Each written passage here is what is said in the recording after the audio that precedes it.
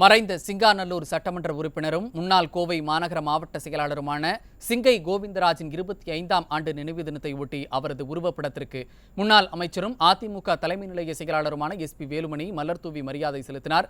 இது தொடர்பான விவரங்களை வழங்குவதற்காக நமது செய்தியாளர் சசிகுமார் இணைந்திருக்கிறார். வணக்கம் சசிகுமார், விவரங்கள்.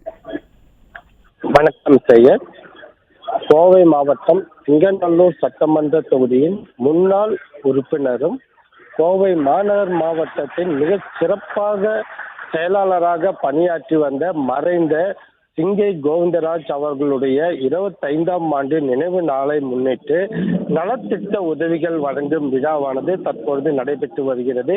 இந்த நலத்திட்ட உதவிகள் வழங்கும் விழாவில் முன்னாள் அமைச்சரும் அதிமுக தலைமை நிலைய செயலாளருமான SP வேலுமணி கலந்து கொண்டு அவரது திருவுருவப் படத்திற்கு மலர் தூவி மரியாதை செய்து இன்னும் சற்று நேரத்தில் நலத்திட்ட உதவிகளையும் வழங்கி இங்கே சிறப்புரையாற்ற உள்ளார்.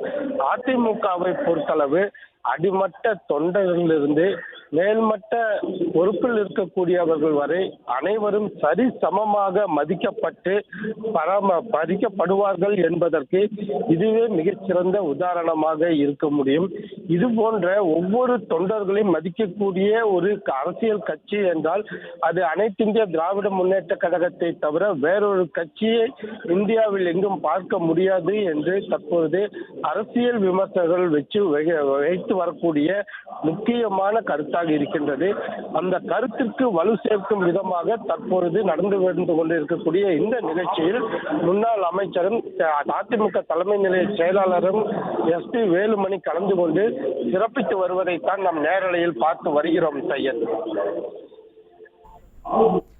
இணைப்பில் வந்து விவரங்களை வழங்கியமைக்கு நன்றி சசிகுமார்.